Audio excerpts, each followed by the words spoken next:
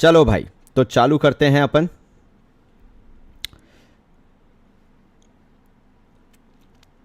भाई स्किप करो यार, स्टार्ट करने दो भाई।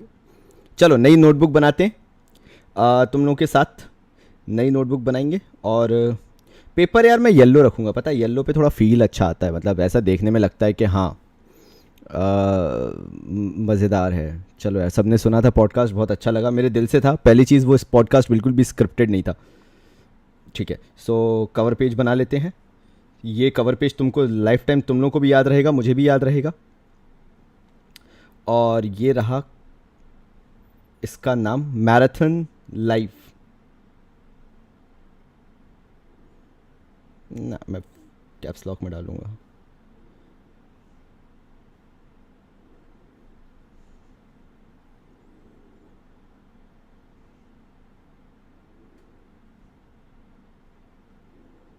गुड। ओके, ये वाला, दिस वन। ठीक है। Okay great. सो अपने पास अपनी कॉपी आ चुकी है, मेरे ख्याल से तुम लोग के पास तुम्हारी कॉपी होगी। तो अब शुरू कर सकते हैं हम आज की कक्षा।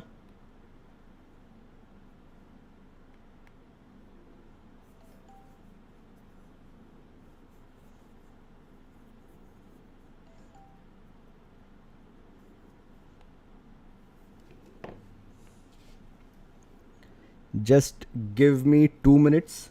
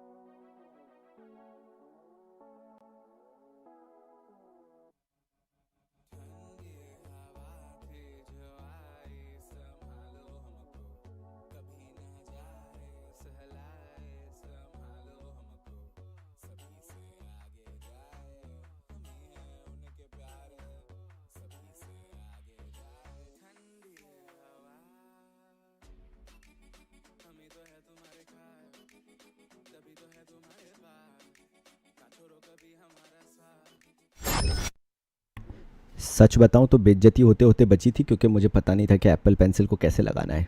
लिटरली बता रहा हूँ, मैंने अभी फिगर आउट किया हुआ है। मैं पूरे वीडियो सारे नहीं देख पाया।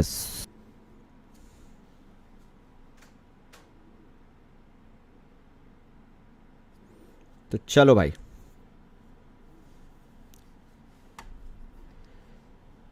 अच्छा बियर्डेड लोगो हटा दिया जाए। ठीक है भाई, ठीक है, हटा देते हैं। गॉन।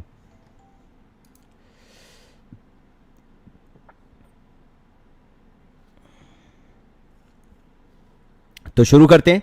सब लोग हैं क्लास में, अपन को चालू करना है आज।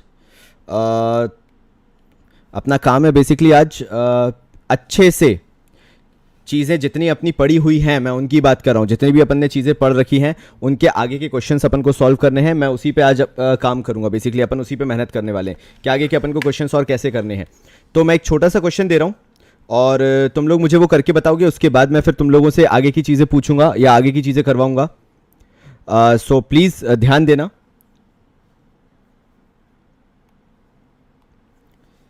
सो चलो यार, क्वेश्चन नंबर 1 लेते हैं।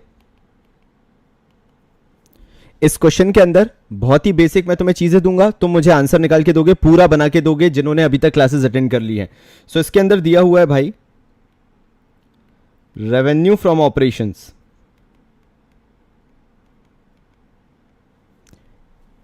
ये रहेगा पूरा अमाउंट रुपीज में। तो रेवेन्यू फ्रॉम ऑपरेशन दिया हुआ है आपका 5 लाख रुपीज। फिर आ जाते हैं अदर इनकम पे। अदर इनकम आपकी दी हुई है 2,50,000 रुपीज।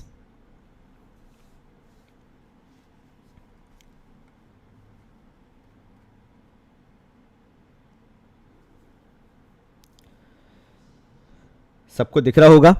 उसके बाद नेक्स्ट आ जाते हैं अदर इनकम के बाद।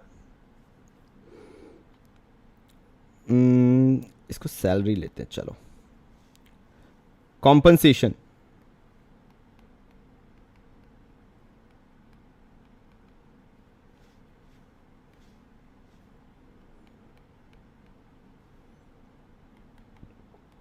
1 लाख रुपीज़।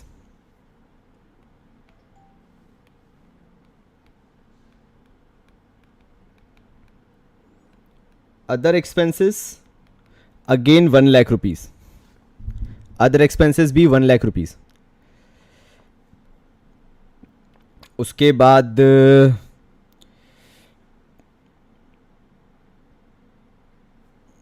चलो डेप्रिसिएशन भी लेते हैं इस बार यार, अभी तक डेप्रिसिएशन नहीं किया था ना। Depreciation 10% of other expenses and finally tax rate 20%। चलो भाई करके दिखाओ यार मुझे। इसको आपको जो बनाना है वो है कॉमन साइज, कंपैरेटिव नहीं बनाना, कॉमन साइज बनाना है। देखते हैं लोगों को कितना याद है। देखें तो एक चीज़ ध्यान रखना यहाँ पे, जो मैंने यहाँ पे 20% बताया है ये तुम्हें ध्यान रहना चाहिए। ये 20% तुम्हें अच्छे से पता होना चाहिए, इस चीज़ का ध्यान रखना। और एक और चीज़ कि 10% निकालना है यहाँ पे तुम्हें, अदर एक्सपेंसेस का 10%, तो ये पता होना चाहिए।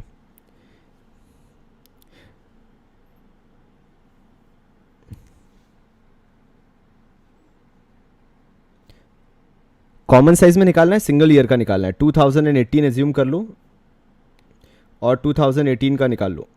2018 का एज्यूम करके, मैं 2 साल का नहीं दे रहा हूं, मैंने सिर्फ 1 साल का दिया है, तो सिर्फ 1 साल का निकाल लो फटाफट, जल्दी शुरू हो जाओ।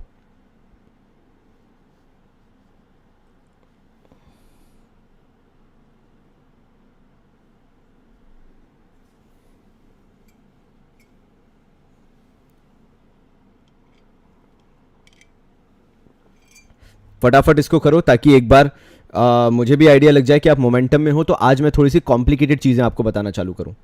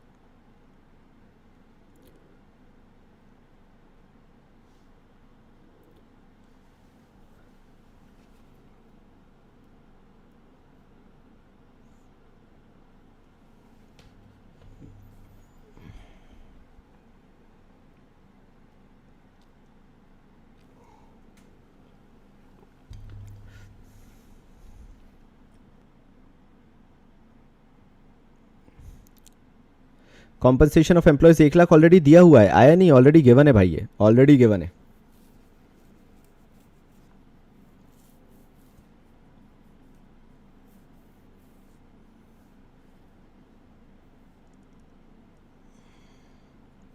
यार भाई ये क्लास जो है अभी तो चलेगी, 1 घंटे तो चलेगी अभी क्लास हाल फिलहाल, तो कुछ नहीं कह सकते।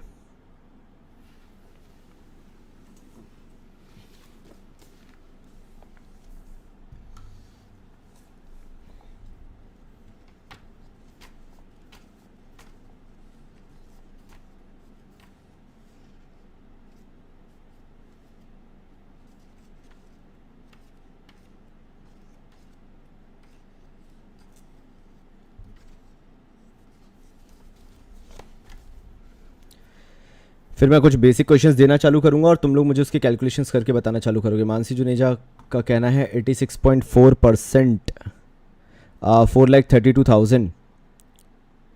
ठीक है, परसेंटेज भी निकाल के लिखते जाओ, परसेंटेज भी चाहिए मुझे।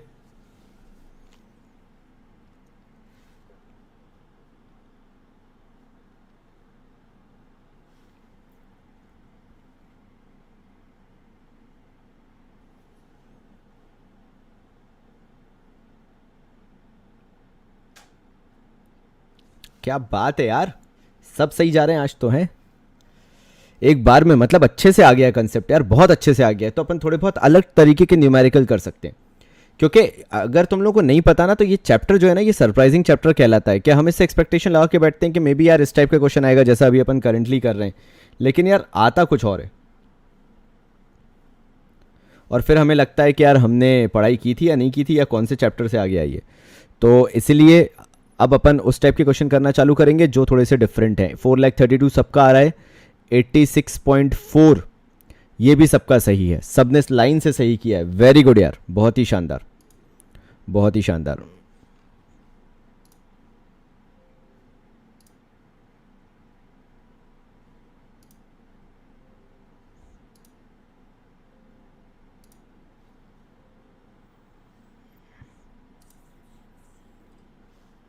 चलो, कर लिया है सबने मोस्टली, मैंने सबके लिए वेट भी कर लिया है, तो अब अपन नेक्स्ट क्वेश्चन कर सकते हैं।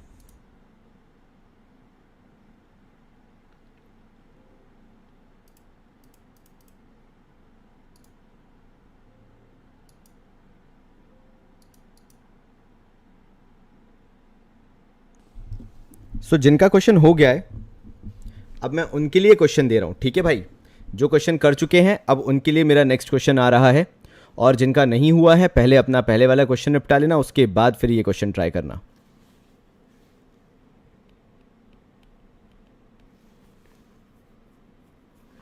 चलो अब नेक्स्ट क्वेश्चन पे जंप करते हैं, देखते हैं कंसेप्ट तुम लोगों के कितने स्ट्रांग है। सो तुम लोग के पास ओपनिंग स्टॉक दिया हुआ है या ओपनिंग इन्वेंटरी दी हुई है। It's given as 5 lakh rupees opening inventory है। एक काम करते हैं, इसको दो पार्ट में कर देते हैं। एक हो जाएगा मटेरियल,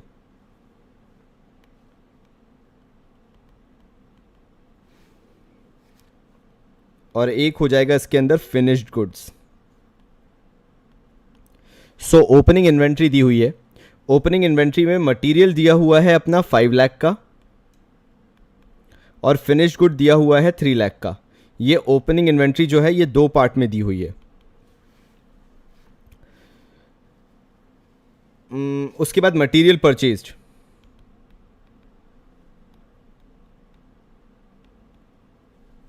ये गिवन है 24 lakh material purchased.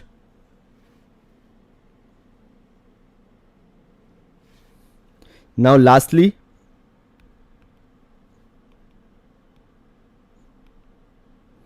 Closing inventory is given. Closing inventory के अंदर मटेरियल्स दिया हुआ है,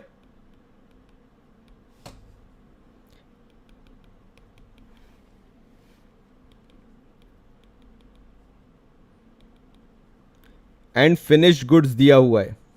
so materials is given as 3 lakh and this is given as 1 lakh rupees. ये आपके पास क्वेश्चन में सारी इंफॉर्मेशन अवेलेबल है, और आपको जो निकालना है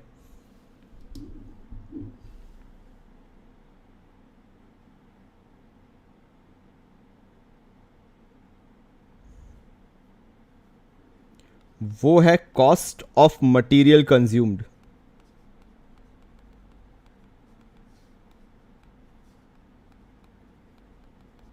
शुरू हो जाओ, देखते हैं कितने लोगों को फॉर्मूला याद है। मोहम्मद सैम सही जा रहे हो, बिल्कुल सही जा रहे हो।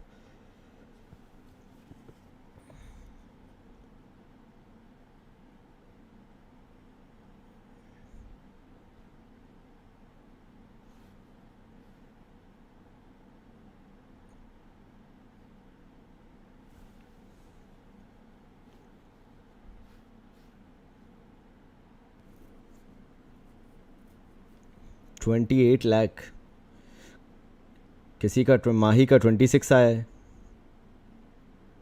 आईबी का भी हो गया, आईबी सिंह का भी हो गया। अच्छा भाई ठीक है यार, बढ़िया है, आगे बढ़ो आगे बढ़ो भाई। लक्ष्मी का भी आंसर आ गया, कशिश का भी, वेरी गुड यार कशिश। लेकिन यार मुझे थोड़ा सा डिफरेंट लग रहा है तुम्हारा। अनीश का 28 लाख, कशिश 26 कैसे आ रहा है यार फिर।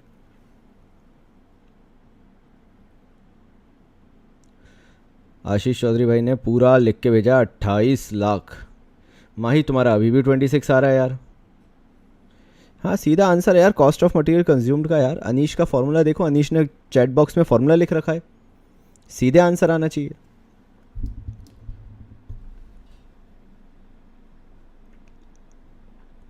प्रथम भाई ने बोला है, देखो यार चेक करो यार, प्रथम का भी आंसर आ गया। प्रिंस, रीति, अच्छा रीति शर्मा भी बैठी हुई है, क्या बात है।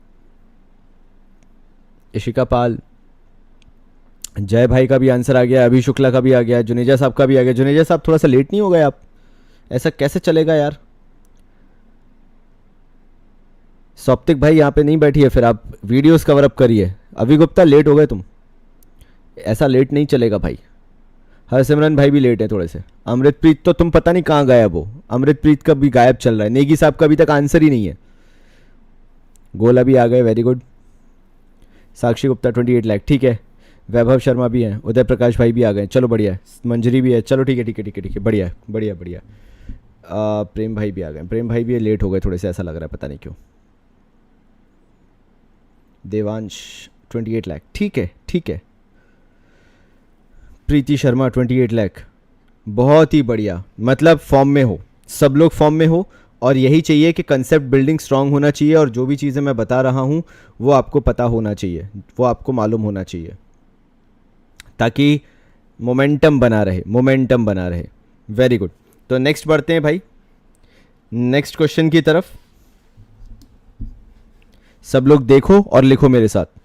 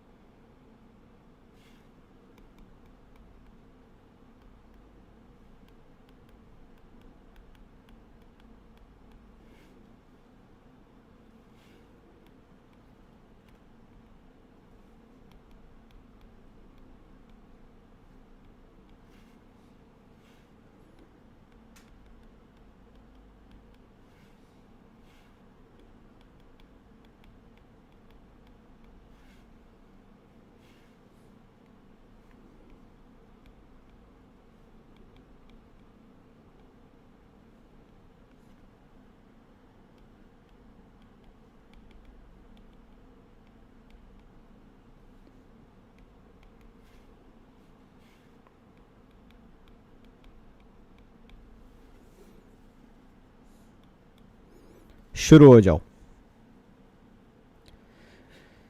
माही, अगर मैंने यही बता दिया तो ये बताओ ना, फिर मैंने तुम लोगों के साथ क्या मेहनत की है अभी तक, हैं? सोच के देखो ना यार माही। अगर मैंने यही बता दिया फिर तुमने कंसेप्ट कहाँ पढ़े?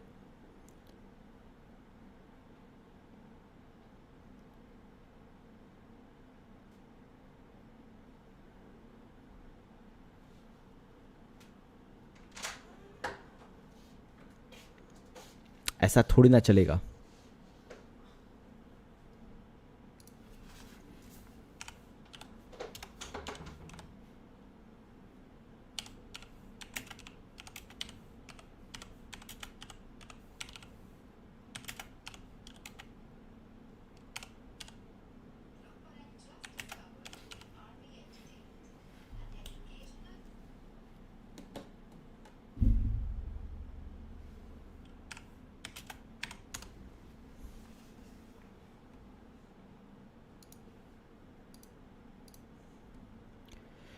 किसी का 20 लाख 50 हज़ार भी आया है।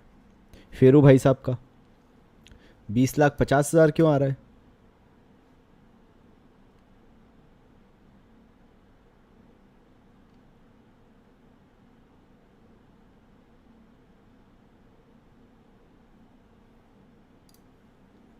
सो 15,50,000 फाइनल आंसर लग रहा है, क्योंकि सबकी तरफ से वही आंसर आ रहा है।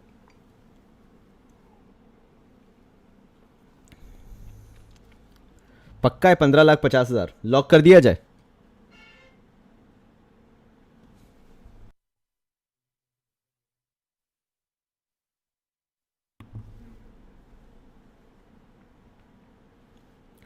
अच्छा भाई, ठीक है। 15,50,000, 15 लाख नहीं यार, 15,50,000 इज द राइट आंसर। 15,50,000 ये आपका सही आंसर है। ये आंसर आना चाहिए भाई। जिसका ये आंसर आ गया सही है। गोला यार, गलत आंसर कैसे आ रहा है यार, जब सब सही बोल रहे हैं तो। 15 लाख, 15 लाख, अरे इतना मिक्स्ड आंसर कैसे आ रहा है भाई? इतना मिक्स्ड आंसर कैसे आ रहा है?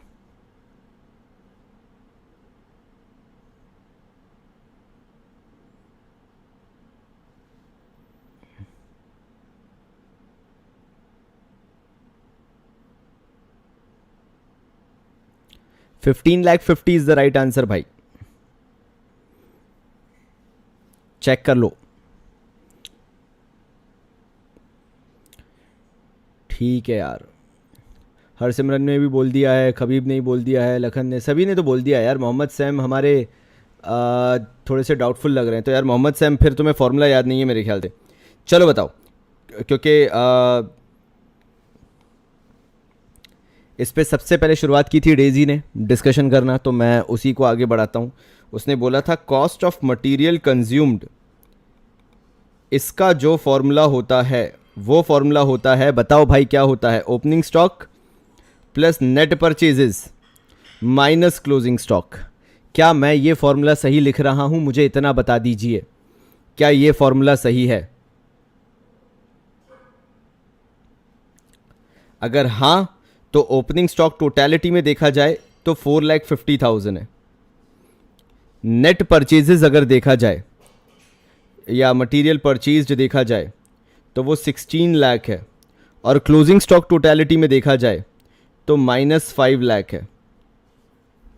अब बाकी आपके ऊपर है, अगर आपको निकालना आता है, इतना बेसिक प्लस माइनस करना आता है, तो आपका आंसर आ जाएगा। और अगर इसमें भी गलती हो रही है तो हम कछु ना कछु तो गलत कर रहे हैं, तभी हमारा आंसर गलत है भाई। वरना तो हमारे आंसर सही आना चाहिए यार। ये तो बहुत ही छोटी सी गड़बड़ी है।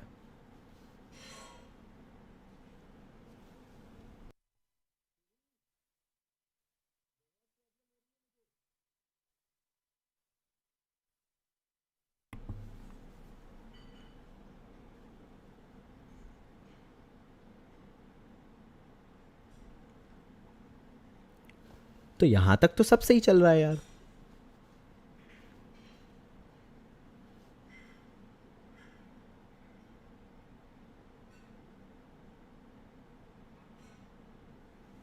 चलो तो नेक्स्ट क्वेश्चन पे आते हैं, क्योंकि इसी तरह के क्वेश्चंस तुमसे पूछे जाते हैं, तो तुम्हारे पास नोट्स होने चाहिए इस चीज के। हाँ, छोटी छोटी स्टेप्स हैं। हाँ, हम बहुत ही बेसिक बेसिक चीजें कर रहे हैं, लेकिन अगेन जो हमारा काम है बस वो यही है कि हमें हर छोटी चीज आना चाहिए।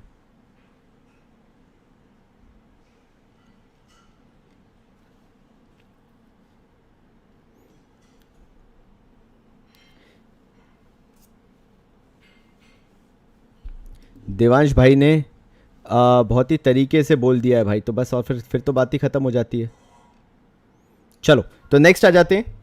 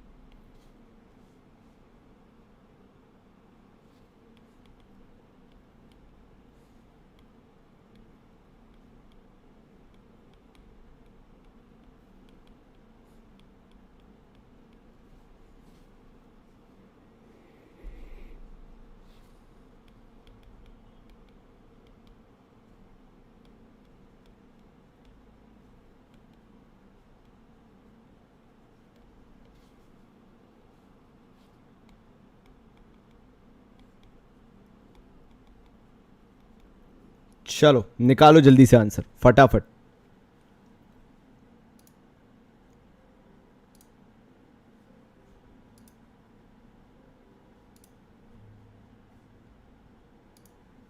जल्दी से।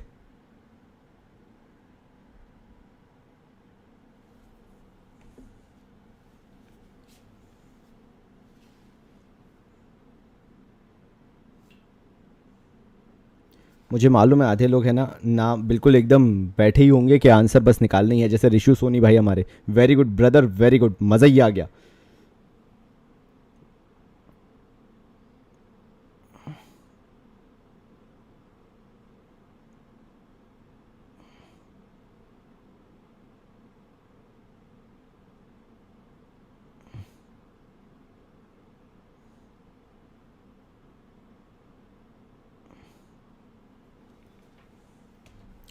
काफ़ी लोगों ने कहा है 33 लाख आंसर है। चलो भाई चेक करते हैं। मानसी जुनेजा का भी आंसर आ गया है, नेगी साहब का भी आंसर आ गया है, रतविंदर, प्रथम, हरसिमरन, मृदुल, ठीक है, कशिश। बिशोंग का कहाँ है यार, बिशोंग का कहाँ है, मुझे वो नहीं दिख रहा भाई। प्रेम भाई भी आ गए हैं, ठीक है, अविराज का भी आंसर आ गया है। गुड, सब सही जा रहे हैं, वेरी गुड।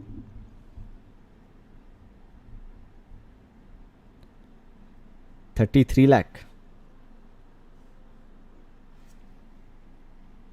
प्रियांशु भाई पता नहीं तुम कौन सा आंसर निकाल के बैठे हुए हो, क्योंकि ये तो कहीं तक नहीं है, दूर दूर तक। भगवान जाने तुमने कौन सा आंसर निकाल लिया। हाईलाइटेड चीज़ें देखो ना भाई, तुम लोग को पता होना चाहिए तुम लोग क्या निकाल रहे हो। फिगर्स देखना चालू करो। पहला जैसा हो गया आपका 5 लाख, ये आपका ओपनिंग इन्वेंट्री का था। दूसरा ओपनिंग इन्वेंट्री का 3 लाख था। जो परचेज़ किया था वो टोटलिटी में 25 लाख था।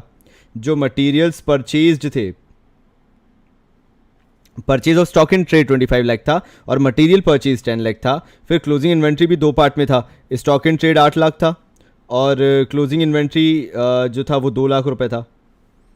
तो ये अगर फिगर्स तुम लोगों को पता है तो फिर आराम से आंसर आ जाएगा। फिर मेरे ख्याल से तो कोई दिक्कत होनी नहीं चाहिए यहाँ पे।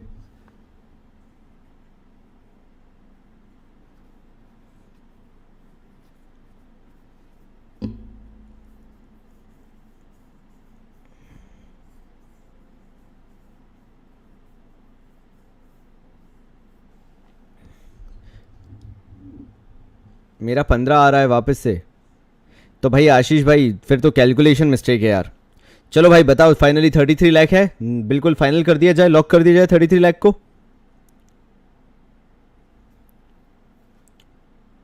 बहुत ही शानदार। ठीक है भाई, ठीक है, जैसा तुम लोग बोलो।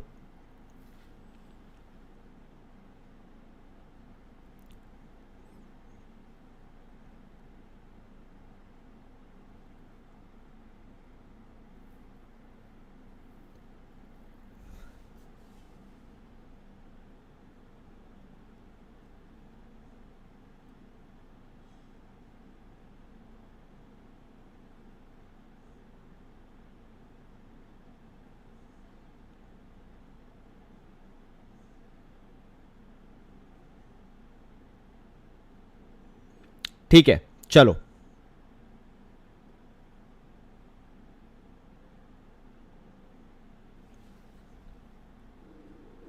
How to increase the speed of calculation.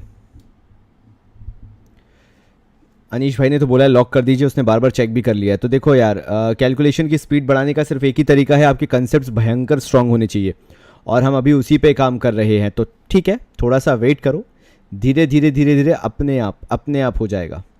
गोला ने भी आंसर अच्छे से दे दिया है।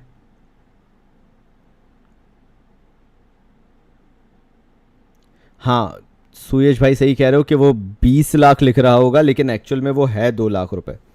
ये जो है ना, ये 2 लाख रुपए है। कॉस्ट क्लोजिंग इन्वेंट्री मटेरियल्स में भी उसके कारण डिफरेंस आ रहा हो सकता है, बिल्कुल हो सकता है। 28 लाख माइनस 28 लाख नहीं होगा भाई, वो वही तो तुमने क्लोजिंग इन्वेंट्री ऑफ मटेरियल तुमने 20 लाख लिया है वो 2 लाख। ध्यान देखिए उसमें शून्य देखिए ध्यान से, कितने शून्य लिखे हुए हैं, लगे हुए हैं। आपने आशीष चौधरी जी बस वहीं पे गलती कर दी है।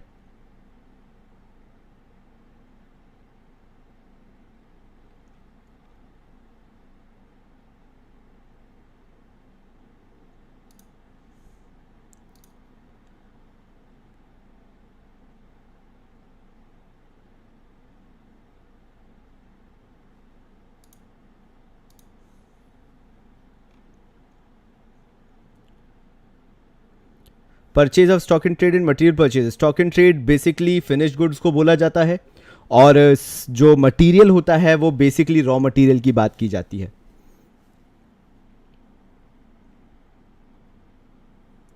तो चलो, आज अब मैं तुम लोगों को नया बैलेंस शीट सिखाने वाला हूं। और अब तुम लोगों को फेरू भाई साहब क्या हुआ, क्या आंसर नहीं आया मुझे बताओ। नेक्स्ट मैं बैलेंस शीट सिखाने वाला हूं, क्योंकि और मैं चाहता हूं कि तुम लोग उसकी भी प्रैक्टिस करना चालू कर दो, बैलेंस शीट की भी, सो दैट एक मोमेंटम बन जाए और बैलेंस शीट भी समझ में आने लग जाए। ऐसा नहीं होना चाहिए कि हमने पूरे पी एंड एल तो कर लिया, बैलेंस शीट में अब हमें कुछ भी नहीं आता है। तो ये थोड़ा सा रिवीजन करवाने के बाद next we are going to start with the balance sheet. Now balance sheet तुम सबको बनाना आती है, और तुम्हें पता भी है कि उसका पूरा फॉर्मेट कैसा होता है। जो मैं यहां पे तुम्हें करवाने वाला हूं उसके अंदर मैं बस ये सिखाऊंगा कि तुम्हें आंसर्स कैसे निकालने हैं। फिनिश गुड्स क्यों परचेज करेंगे? Is it like that company B buys from company A? हाँ, ये वही सिस्टम है। कई बार क्या होता है कि आप मीडियोकर बन जाते हो या मीडिएटर बन जाते हो। बीइंग वन पार्टी, आप उस पार्टी के थ्रू दूसरी पार्टी को आप सेल आउट कर देते हो, मीडियोकर बन के, मीडिएटर बन के।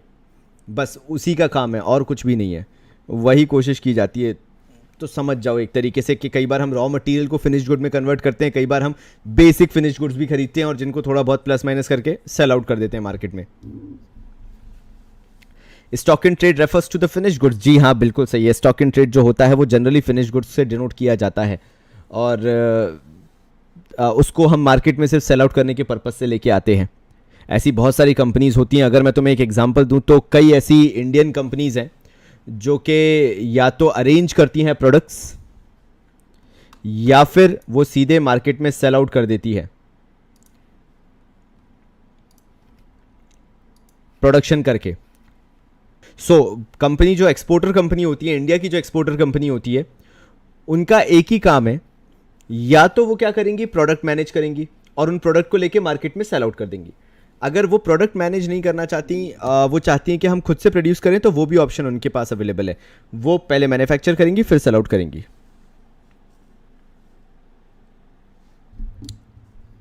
तो आगे बढ़ते हैं भाई हम। सब लोग हेडिंग डाल लो कृपया करके, बैलेंस शीट।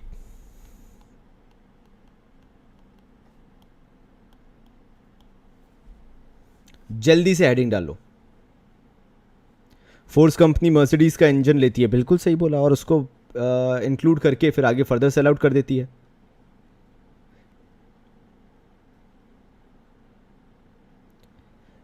फिनिश गुड्स और स्टॉक इन ट्रेड देन एक ही बार ही लेंगे ना। अब वो दोनों का डिफरेंट मीनिंग भी हो सकता है यार डेजी, ये भी मैं तुम्हें बता देता हूँ। दोनों अपने अपने कॉन्टेक्स्ट में फिर अलग है। जब फिनिश गुड कोई कंपनी कहती है तो वैसे तो सेम ही है, बट अगर परचेज की बात करी जाए, purchase of stock in trade, तो वो बेसिकली फिनिश गुड्स परचेज कर रहे हैं, कोई ऐसा जिसको फर्दर सेल कर सकते हैं, और सिर्फ फिनिश गुड लिखा हुआ है तो दैट मीन्स उस कंपनी का प्रोडक्ट जो कंपनी ने बनाया है, जो मैन्युफैक्चर किया है।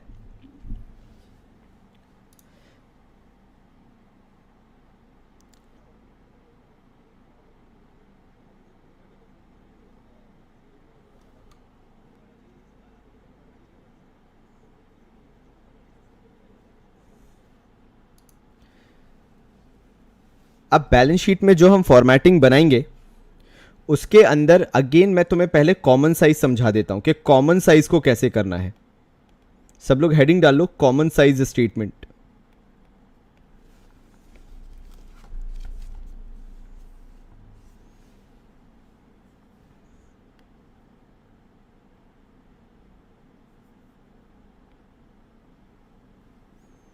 तुम लोगों को एक चीज तो पता होगी कि अपन बैलेंस शीट में इधर पे पूरा पर्टिकुलर्स लेते हैं,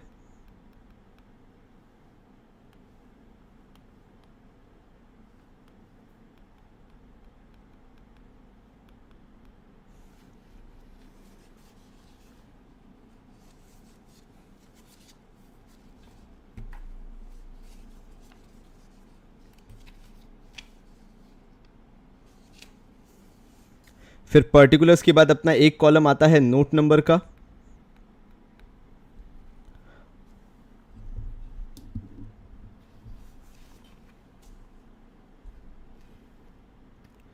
फिर एब्सोल्यूट अमाउंट,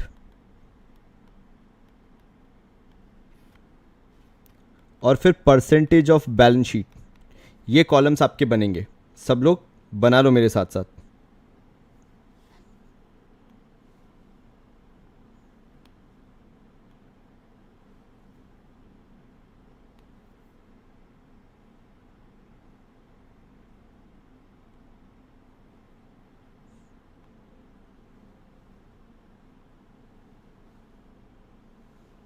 वैसे मुझे नोट नंबर इतना बड़ा बनाना नहीं चाहिए था।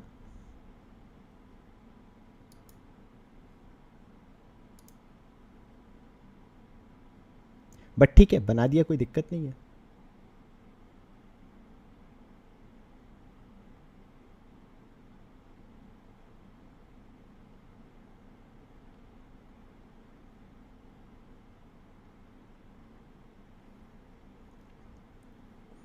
चल जाएगा काम, इतना चल जाएगा। एब्सोल्यूट अमाउंट को अपन देख लेते हैं यार। एब्सोल्यूट अमाउंट जो अपना है,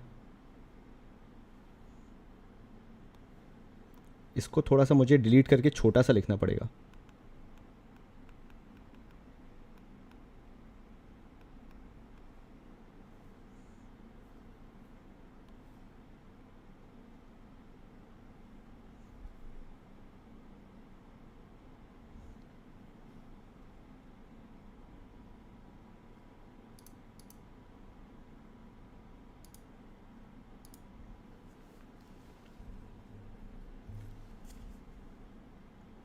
Sir, is there anything which can be given in question of comparative common size for confusion and not to be accounted? नहीं, ऐसा कभी नहीं होगा। बस वो परसेंटेजेस निकालने को बोलते हैं डेजी, और परसेंटेजेस आपको आने चाहिए निकालना, जो अपन ऑलरेडी सीख चुके हैं, तो वो कंफ्यूज नहीं करेंगे।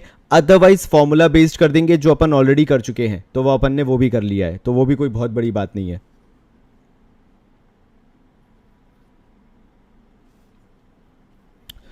सो चलो, अपने पास 2 साल रहते हैं इसमें, तो अपन दो दो कॉलम यहाँ पे ड्रॉ कर लेते हैं, जैसे अपन हर बार करते थे। यहाँ पे प्रीवियस ईयर आ जाएगा और करंट ईयर आ जाएगा, जैसे 2018, 2019, फिर अगेन 2018, 2019। ये अपने पास सीधे सीधे आ जाएगा।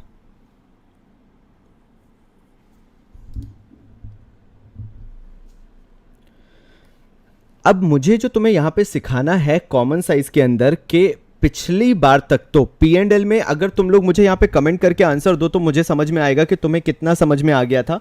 मुझे बताओ, कॉमन साइज में जब अपन पी एंड एल करा करते थे, तो उसके अंदर हम किसको बेस लेके चलते थे? जब हम सबके परसेंटेजेस निकालते थे, किसी का भी परसेंटेज निकालना होता था, तो हम किसको बेस लेके चलते थे प्रॉफिट एंड लॉस में, कॉमन साइज के अंदर?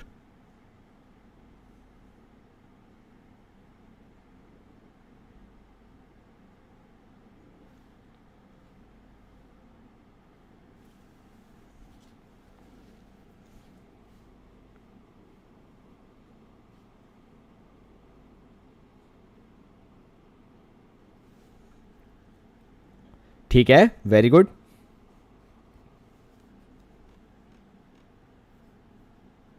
बहुत ही शानदार। मतलब तुम्हें यह तो पता है कि हमें कॉमन साइज जब निकालना होता था, नहीं फेरू भाई गलत कह रहे हो, साक्षी अग्रवाल गलत है, ऐसा कुछ भी नहीं था। कॉमन साइज की बात कर रहा हूं, तुम लोग कंपैरेटिव में पहुंच गए हो। तो इस कॉमन साइज में, अगर हमने पिछले में P and L common size में हमने ले रखा था रेवेन्यू फ्रॉम ऑपरेशंस को बेस, या जैसा मोहम्मद सैम ने बोला है भाई कि हमने ले रखा था नेट सेल्स को बेस, तो अब हम इसमें क्या बेस लेके चले? इसमें हमें किसको बेस लेना पड़ेगा, यह भी तो सोचने वाली बात है। सो मेरी बात ध्यान से सुनो। हम इसमें बेस लेंगे जो बैलेंस शीट का टोटल होता है। जैसे लायबिलिटीज का पूरा एक टोटल होगा, उसको लेके चलेंगे। एसेट्स का जो टोटल है उसको लेके चलेंगे। सीधी बात यह है, टोटल लेके चलना है, फर्क नहीं पड़ता वो लायबिलिटीज का है या फिर एसेट्स का है, क्योंकि बैलेंस शीट इक्वल होती है। और हमें यह भी पता है कि लायबिलिटीज और एसेट्स, कुछ भी बोल लो तुम उसे, दोनों का टोटल तो सेम ही होता है। सो अगेन, आपको इन पूरे क्वेश्चंस में जो बैलेंस शीट के आप क्वेश्चंस करोगे, आपको इसके अंदर जो बेस लेना है वो बेस आपका होगा टोटल का। तो चलो अपन लिखना चालू करते हैं। तुम लोग मेरे साथ लिखो, ताकि एक मैं बेस बना सकूं तुम्हारे साथ, और फिर तुम्हें आगे पता ऑटोमेटिकली चल जाएगा कि तुम्हें आंसर्स कैसे निकालने हैं। तो जो मैं लिख रहा हूं फॉर एग्जांपल से, उसको तुम लोग भी लिखना चालू करो।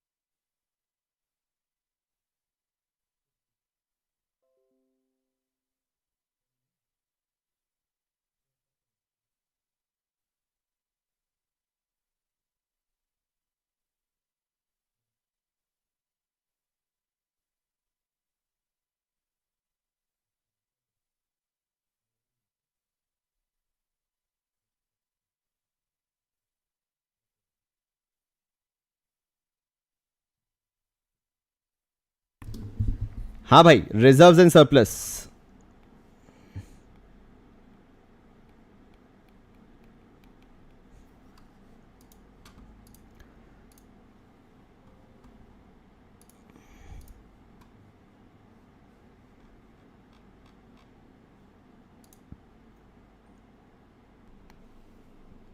ठीक है भाई, तो इतना लिख लिया भाई, आगे भी मैं लिख देता हूं, तुम लोग देखते जाओ उसको।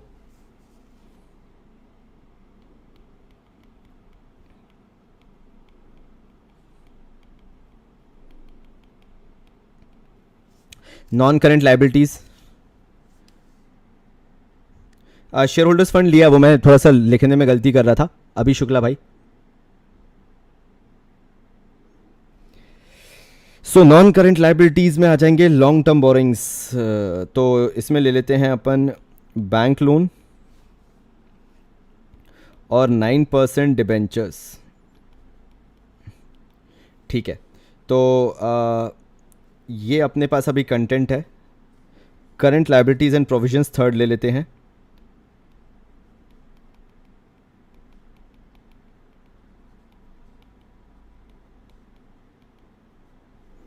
Current liabilities and provisions.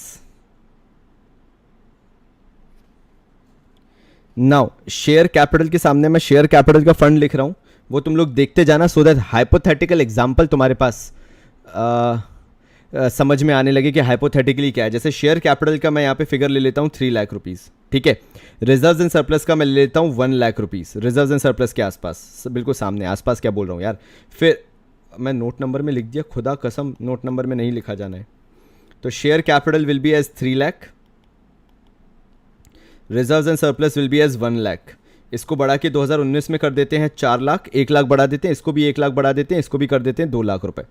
ठीक है भाई, ये हमारा हो गया। फिर आ जाते हैं नॉन करंट लाइबिलिटीज़ पे। नॉन करंट लाइबिलिटीज़ में बैंक लोन दिया हुआ है, तो बैंक लोन को अपन लिख देते हैं मे बी 2,50,000, ठीक है। और दूसरे साइड यानी 2019 में अपन बैंक लोन को लिख देते हैं 4 लाख, चलो एज इट इज़ 4 लाख जाने दो, कोई दिक्कत नहीं है। फिर डिबेंचर्स यहाँ पे लेते हैं 1 लाख और यहाँ पे ले लेते हैं 2 लाख। फिर करंट लाइबिलिटीज़ एंड प्रोविजंस जो है, करंट लाइबिलिटीज़ ले लेते हैं 50,000, इस साल में ले लेते हैं 1 लाख। तो ये हमारे पास यहाँ पे बैलेंस शीट का टोटल हो गया। तो मैं बढ़िया अच्छी सी एक लाइन खींचूंगा, ये रही मेरी लाइन। फिर यहाँ पे अपन को क्योंकि डबल लाइन करना है तो अपन ने ये डबल लाइन भी कर दी।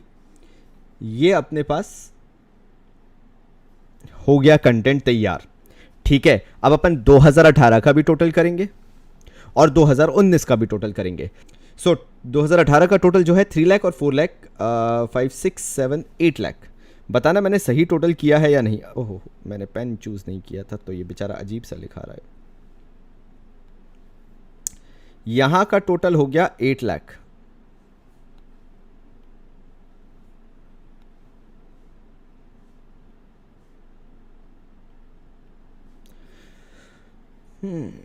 और यहां का टोटल हो गया 13 लाख।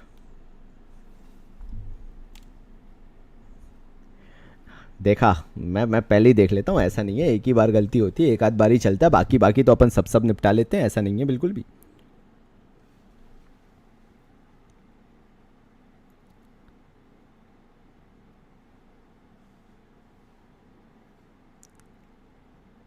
एट लाख एंड 13 लाख, ठीक है, ये आ गया आपके पास। अब आपको क्या करना है, अगर आपको 2018 के परसेंटेजेस निकालने हैं, यहाँ पे अलग अलग परसेंटेजेस लिखने हैं, जैसे आपको शेयर कैपिटल का परसेंटेज लिखना है, तो आप 3 lakh divided by 8 lakh into 100 करेंगे।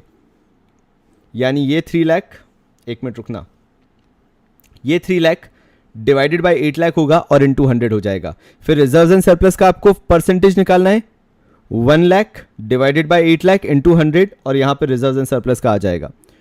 फिर आपको जो बैंक लोन है उसका आपको परसेंटेज निकालना है, तो 2,50,000 डिवाइडेड बाय 8 लाख इंटू 100।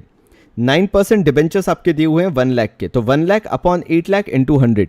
और करंट लाइबिलिटीज एंड प्रोविजंस जो आपका 50,000, अगेन 50,000 अपॉन 8 लाख इंटू 100, तो आपका उसका परसेंटेज आ जाएगा। और सेम ऐसे ही आपको पूरा 2019 का भी निकालते हुए आना है आंसर।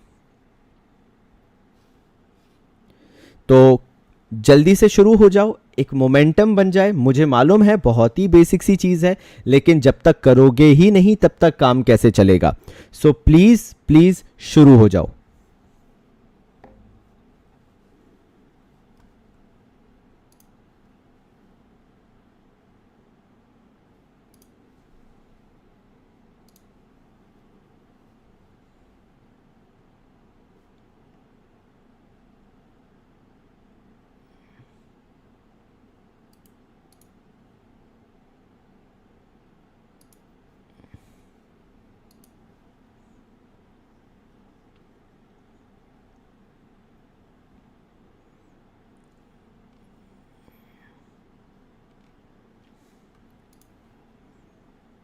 जल्दी सारे आंसर निकालने यार।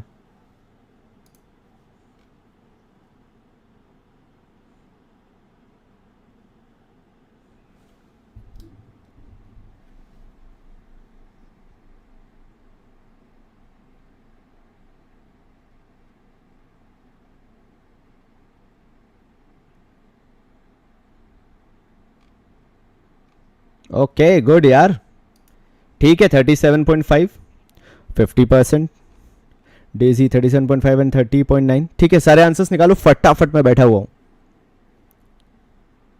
डिबेंचर के आगे परसेंटेज जो लगा हुआ है उसका कोई मतलब नहीं है, वो इंटरेस्ट रेट होता है। तो डिबेंचर को जब भी लिखा जाता है वैसे ही लिखा जाता है, तो परेशान मत हो, बिल्कुल परेशान मत हो, वो ऐसे ही लिखा जाता है। तुम तो करते जाओ, बस करते जाओ।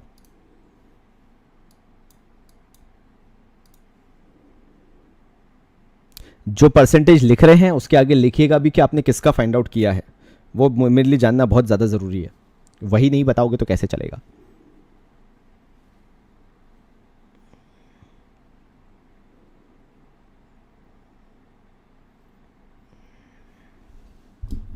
बैंक लोन का बता दिया है, ठीक है।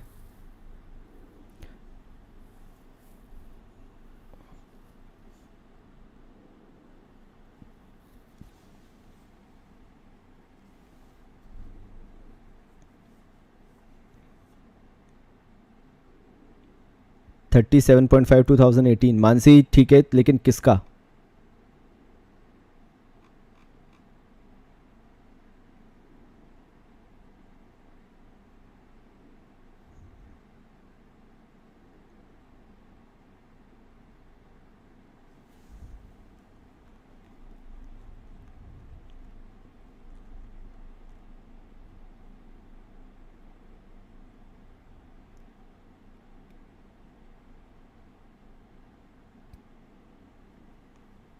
ठीक है, साक्षी अग्रवाल 31.25 बैंक लोन। आगे आगे आगे आगे।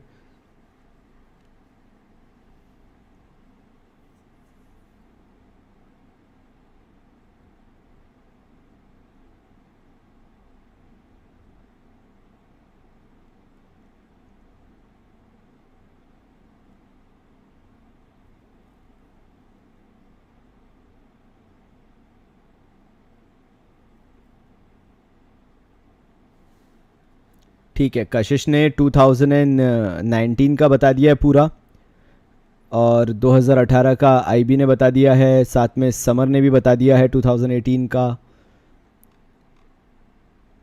डेजी के भी आंसर आ गए हैं 2018 और 19 दोनों के। ठीक है, तो चलो यार एक बार चेक कर लेते हैं।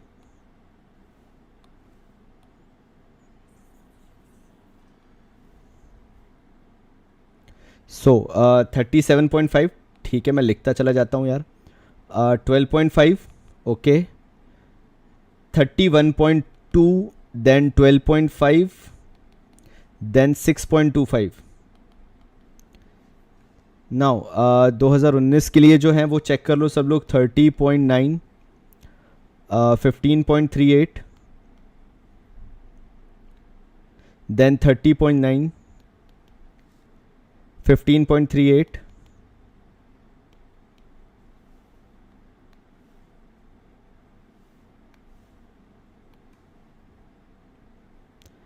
And lastly 7.6। तो प्लीज़ ये चेक कर लो क्या ये फिगर्स आपके भी हैं। अगर हैं तो बहुत ही अच्छी बात है, फिर सबके आंसर एक जैसे आ गए हैं। सबने सही किया है।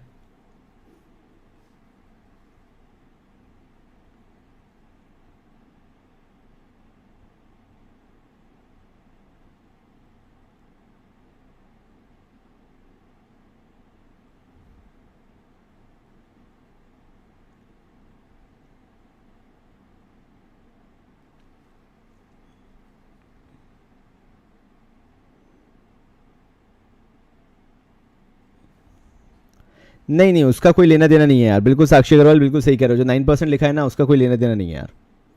चंदनदीप भाई का कहना है डन हो गया है, बिल्कुल डन हो गया है, क्या बात है। ठीक है, बहुत अच्छी बात है अगर सबका हो गया है तो।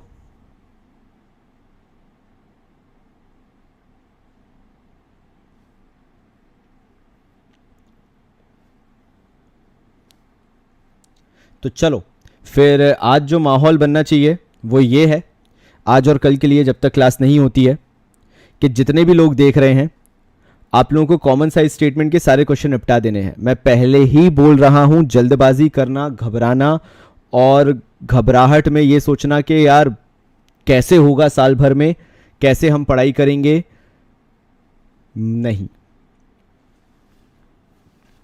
बिल्कुल अपनी नर्व्स जो है वो काम रखो और जितना मैं देते जा रहा हूं उतना करते चलो।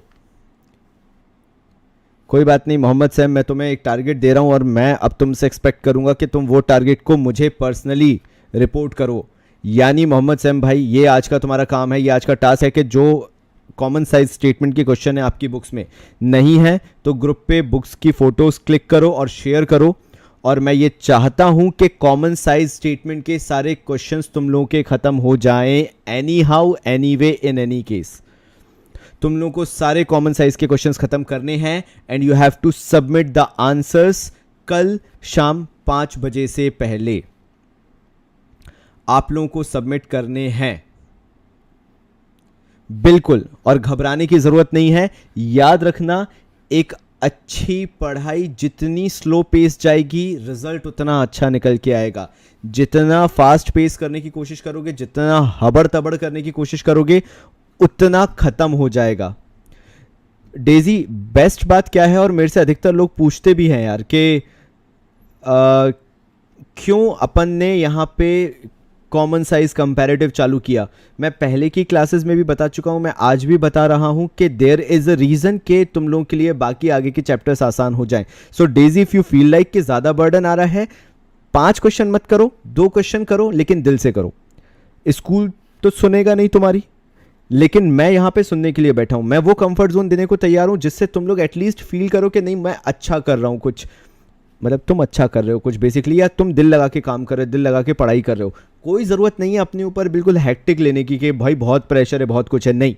What ever I am teaching, at least if you are giving 1 hour daily, ये जो क्लास होती है उसके बाद अगर 1 घंटा भी दे रहे हो एंड उस 1 घंटे में तुम्हें 3 4 2 1 जितना भी क्वेश्चन हो जाए चलेगा, बट 1 घंटा दो।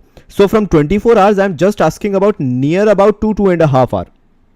1 घंटा जो मैं लाइव लेता हूं और बाकी 1 घंटा जो तुम लोग रिवीजन करते हो। उसके अलावा अगर तुम एक्टिव नहीं भी रहना चाहते हो, कंप्लीटली फाइन, क्योंकि अभी इतना कुछ नहीं कर रहे हैं। स्टार्ट फुल पेस होना जरूरी नहीं है, स्टार्ट अच्छी होना जरूरी है। जितने स्लो पेस से चालू करेंगे, याद रखना जब एक बच्चा चलना सीखता है तो बहुत लड़खड़ाता है, लेकिन धीरे धीरे चलना सीखता है, पहले दिन से ही दौड़ने नहीं लगता है। ये जो हमारी क्लासेस हुई हैं विद इन अ मंथ, ये वही स्लो पेस है जो हमें आगे बहुत हेल्प करने वाली है, क्योंकि फिर हम सारी चीजें स्मूथली करते चले जाएंगे और तुम बोलोगे इतने आसानी से हमारा सिलेबस कंप्लीट होता चला जा रहा है। So it's okay, it's okay. अगर कोई आज डाउन था, it's okay. Mansi Juneja, 4 hours की continuous class, then doubt class in the afternoon as well. I don't know यार Mansi Juneja, how the hell you are managing this, और मुझे नहीं लगता कि इतना आप कर भी पा रहे होगे इतना मैनेज, तभी मैं आपको अभी बहुत छोटी छोटी चीज़ें करवा रहा हूँ, क्योंकि मैं भी अगर वही सेम चीज़ में फिर से वही चीज़ करवाऊंगा तो बहुत हबड़ तबड़ हो जाएगा और तुम लोग के कंसेप्ट सारे खत्म हो जाएंगे। और मैं यहाँ कोई लेक्चर नहीं दे रहा बैठ के, प्लीज़ ये चीज़ ध्यान रखना। This is not a lecture, this is straight forward advice कि ये चीज़ें अगर तुमने कर ली, मुझे नहीं पता, स्कूल का मुझे नहीं पता स्कूल क्या करवा रहा है। मैंने भी 5-6 साल ऑलमोस्ट स्कूल में बिताए हैं, टीचिंग की है, and with my personal experience मैं ये बता देता हूँ, टीचर्स के लिए अभी मैटर कर रहा है सिलेबस कंप्लीट कराना, उनके लिए ये मैटर नहीं कर रहा तुम लोग कितना ग्रास्प कर पा रहे हो कितना नहीं कर पा रहे हो। बट बिकॉज मैंने तुम लोगों का पर्सनल ठेका ले रखा है, मेरा काम है कि तुम लोगों को चीज़ें अच्छे से बने, because I will be responsible for your result personally. So make sure जितना भी मैं करवा रहा हूं थोड़ा बहुत उतना करते चलो, मैं तुम पे बर्डन किसी पे भी नहीं डालूंगा, बिकॉज अगेन मुझे पता है कि स्कूल का बर्डन ऑलरेडी तुम्हारे ऊपर है, बट एटलीस्ट 1 घंटा जरूर निकालो एंड मैनेज करो ऐसा टाइम टेबल कि तुम्हारे पास 1 घंटा स्ट्रीम देखने का और 1 घंटा मेरा होमवर्क करने का जरूर बचे। तभी मैं ज्यादा प्रेशराइज नहीं कर रहा हूं, बहुत कम शीट्स दे रहा हूं, बहुत कम काम दे रहा हूं, क्योंकि आगे चल के यही तुम्हें फायदा करेगा और तब तुम लोग समझोगे। इसलिए तुम लोग बच्चे हो और इसलिए मैं इस जगह पे बैठा हुआ हूं, ताकि मैं तुम्हें गाइड कर सकूं। अगर भरोसा है, जो जो बोलते जा रहा हूं उतना उतना करते जाओ, उससे ज़्यादा करने की तुम्हें ज़रूरत भी नहीं है। सो लेट इट बी, जितना टाइम मैंने बोला है उतना टाइम मुझे दो, हम मिलके करेंगे, अच्छे से करेंगे, थोड़ा थोड़ा करेंगे, और जब हम वापस आएंगे उन चीज़ों पे जैसे एनपीओ हो गया, पार्टनरशिप हो गया, तब तुम्हें समझ में आएगा why the hell it is so easy. आज जैसे मैं नेशनल इनकम में और इन चैप्टर्स में लिंक बना के तुम्हें समझा देता हूं, वैसे ही मैं तुम्हें जब एनपीओ और पार्टनरशिप पढ़ाऊंगा उनमें भी तुम्हें लिंक बिठा के समझाऊंगा, तब तुम बोलोगे यार ये होता है तरीका हर चीज ऑर्डरली याद करने का। आई नो रेस हो रही है, मैं जानता हूं ना भाई। टीएस ग्रेवाल से कॉमन साइज करना है, हाँ कर लो, जिससे भी करना है उससे कर लो। टीएस ग्रेवाल, डीके गोयल, जिससे करना है ग्रुप पे क्वेश्चन शेयर करो और 1 घंटा टाइम देना तुम्हारे ऊपर है। कल शाम 5 बजे तक का टाइम दे रहा हूं, तुम उसके बीच में बैठ के कभी भी कर सकते हो। तो चलो, नो टाइम पास, ऐसे ही पढ़ते रहो, भरोसा रखो और थोड़ा थोड़ा करके करो। ज़्यादा डिटेल में जाने की जरूरत नहीं है, जितना मैं करवा रहा हूँ उतना करो, रिलैक्स होकर चिल आउट करके करो। मेरे लिए हर साल का है और हर साल लोग बोलते हैं कि यार तुम इतना स्लो क्यों जाते हो, लेकिन एक चीज़ है, जो दौड़ते रहते हैं वो कभी टॉपर नहीं बन पाते, और मेरे जो स्लो पेस बच्चे हैं, बिल्कुल जिसे बोलते हैं ना कछुआ चाल चलने वाले, वो टॉपर निकल जाते हैं।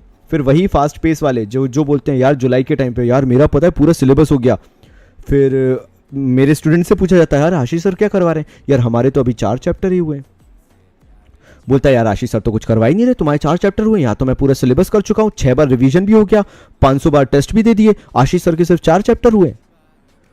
और फिर जब रिजल्ट आता है बोर्ड का तो उनके 80% अपने वालों के 90-95%। डिफरेंस है ना, डिफरेंस है। 400 क्वेश्चन फर्क नहीं पड़ता, 400 क्वेश्चन करने से फर्क पड़ता है 4 से 6 क्वेश्चन करना, जो कि अल्टीमेट तरीके से करना है। सो लेट इट बी, तुम्हें मैंने एडवाइस दे दी, बाकी तुम्हारे ऊपर है। कम करो, अच्छा करो, बिना बात के अपने आप में लोड नहीं लेना है, ठीक है।